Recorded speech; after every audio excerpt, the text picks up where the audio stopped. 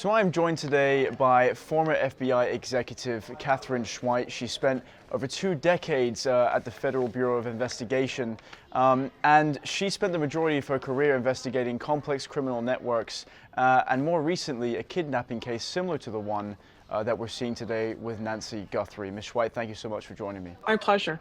I interviewed yesterday the former SAC of the FBI Phoenix field office, who said to me that there was a high chance that this was just a break-in gone wrong. And I'm wondering what your opinion is on that. Yeah, the SAC certainly, like all of us, we all kind of all have our opinions. I don't think this was a random hit. You don't come to a house completely covered over. I mean, certainly the concept that it could have been that. There's a backpack, and the backpack is something that you can load your loot into and get out. You think there might be a camera. So kind of a random house to just be hitting. Mm-hmm. It's certainly not without the realm of possibility. And I will say this, when I talk about, I think it's valuable to put the timeline together and present it to the public, because the public, this person or these people are interacting every day with the person or the people who did this, and they're going to tell that those signs are going to be there. But could this have been could it have been any of these other theories? I think the right answer for law enforcement is all these other theories are there. But I would say the SAC from our former SAC from our Phoenix office clearly has a little bit more inside baseball than you or I do. So perhaps there is some information that he has that makes him think maybe this was a burglary gone bad. Why not? It's just as possible. But I would say this, if you were going to burglarize somebody and you encountered an individual in the house, and even if it turned sour and the person was killed, why would you take the body away? You just wouldn't. I mean, I don't want to say you wouldn't, like it's so absolute, but it's just not likely. And sometimes Occam's razor applies here. What is the most logical? So I'm going to ask you the question on everybody's mind, amongst the many in the media. How did these people conduct this crime, and how did they get away with it, considering all of the resources at the disposal of the FBI? I think for the FBI, for local law enforcement, they're always looking back at what happened. The advantage that a criminal has is that they look forward. And so they had planned something, one or more people planned something and did it. I think that this didn't turn out to be what they planned, because if it was a ransom and kidnapping, they of course wanted to get something out of it. And whether they chose to return the victim or not, or identify where the victim is or not, their intent was to get something out of it, and they haven't gotten that. And that means that they didn't plan very well on what they wanted to do. But now law enforcement is in a situation where they always have to look backwards and say, what can we find out? What did we miss? Who else can help us to gather the information better? Based on what's come out regarding the crime scene, obviously, the video of the masked man on the Ring doorbell or the Nest camera, signs of struggle in the house, blood on the front porch.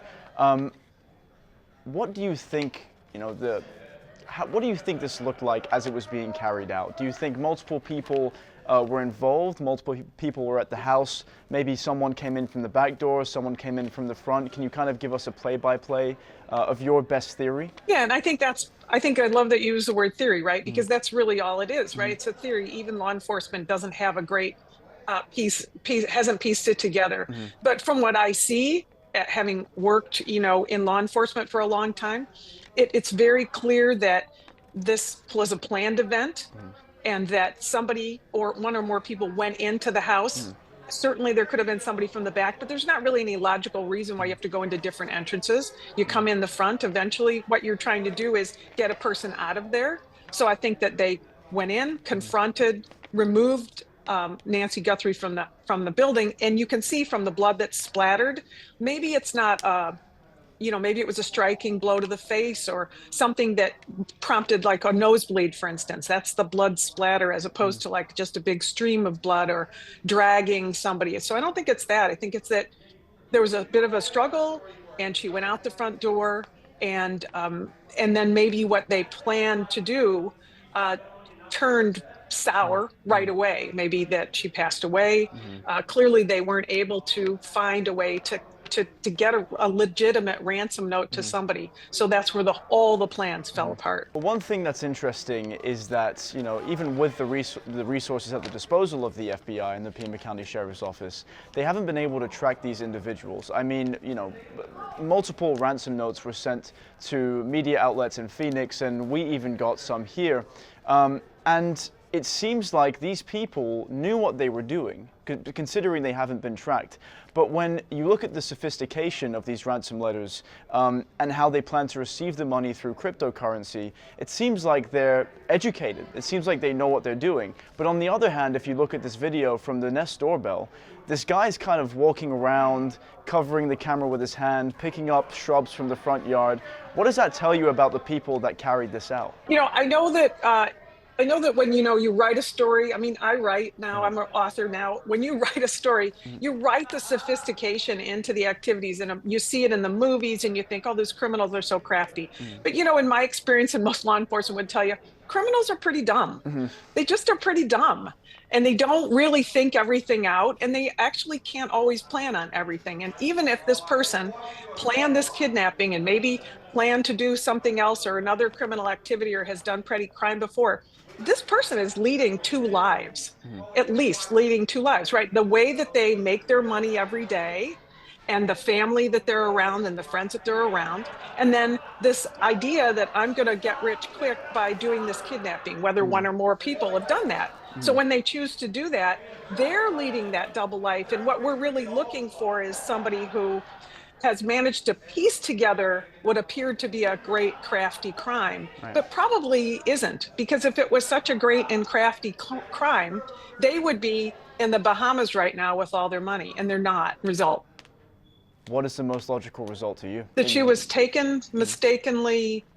She was taken. The kidnapping wasn't really very successful. The kidnapper had a struggle with her, and maybe she passed away, and that's why it's been so long. If every kidnapping requires that you give somebody something so you can get the money that you want. Right. And if there was a body or a person that they were able to return, I think that they would be asking for a way to get money from somebody, and they're just too clumsy to have been able to do that successfully. And now they're down the road trying to figure out what to do, or whether, and safer for them to just walk away from the situation. Now, there's something to be said about, you know, even unfortunately, Savannah Guthrie has gone on social media and has openly expressed that she is considering the possibility that Nancy, her mother, is no longer with us. And in some ransom and demand letters, it seems like that sentiment's almost echoed. Why wouldn't they just say, look, she's passed away, but give us money and we'll tell you where the body is? You know, if she's dead and buried somewhere, then why couldn't that be a financial incentive for them still? Why have they gone completely quiet, do you think? I think it's a hot potato, right? Somebody who's in a position where, you know, they may have put think of the physicality of it. They even if Miss Guthrie has passed away and they think, oh, I could get the money back, how I could get some money from them anyway, they might not be able to actually safely convey that information. And they have to figure out a way to convey it. And maybe they're in a situation where they can't really contact somebody safely because of who they're around. That's what I'm saying about people being around them. So it's a circumstance that what really needs to happen is, this is very typical of thousands of cases out there right now where we think of them as cold cases because we need the public's help to give us some pieces of information. And oftentimes criminals, being dumb, are give the tell. They leave the backpack. They make some comment to somebody. They just kind of can't help themselves. And that's when somebody needs to do the phone call, 1-800 call FBI. They need to make the calls, because that's how these kind of cases, all of our top 10 cases, are broken, when somebody calls in. Okay, so these cases are usually solved by someone just saying something, or knowing they know someone and they've observed some really suspicious behavior. Maybe they're coming back from work really late, or maybe they were gone missing for a week, and then okay, interesting. Stop and think about it, right? The public needs to kind of stop and think, hey, could this be? I see that person. I live with somebody who's that size, or my neighbor is somebody that size. Hey, I remember, and they need to put some things together. That doesn't mean law enforcement isn't working what it can with regard to DNA possibilities and the gathering of the blood, the blood splatters inside the house. What might have been found inside the house? We don't have the audio from the camera, for instance, if there is audio. So those kinds of pieces of information law enforcement may be working on behind the scenes, and they should be, but they're not going to release those to the public. There's no benefit to release those to the public unless there's a reason, right? Right. And clearly there isn't a reason now. If they had a voice, they would have released it. You've worked kidnapping cases before.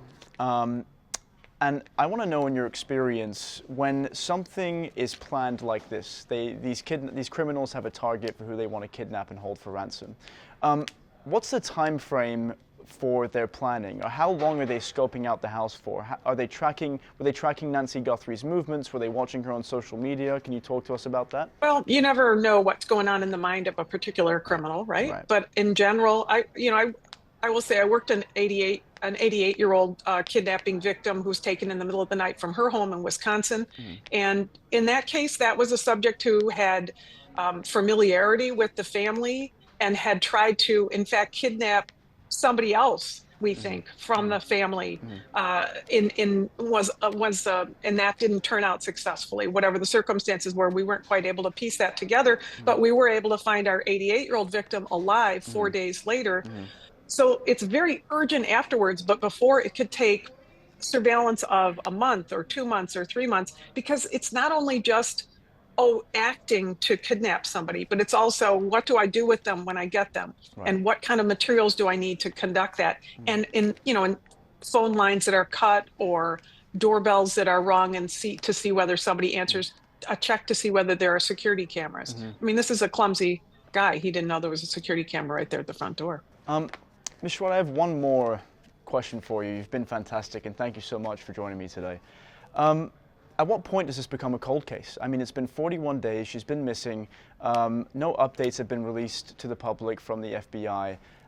At what point do all leads go cold? I think it's really, when we ask whether or not this case is cold, I think you have to look at it the other way. It's never cold until people stop calling in. So right now, if I was running this case, I would just hold a press conference. I'd lay out all the facts and details again, like we do in a top 10 case or another case where we need the public's help, and say, here's what we know from here to here, and give that opportunity for that to be passed around over social media, and let everybody see it, all the information all at once, and be very forthcoming about what you have and what you need. Then it's not a cold case anymore. Ms. Schweit, thank you so much for joining me today. I appreciate your time. Well, thank you. You can find everything Katherine Schweit at Kate Schweit. That's my social media handle, at KATESCHWEIT. And I did release a new book, true crime book, called Women Who Talk to the Dead, just this past year. Women Who Talk to the Dead. I like that title. That's interesting. Thank you. That's gripping, actually. I want to look into that. Thank you so much again for joining me. Thank you very much. It was great talking to you. Thank you. Bye-bye.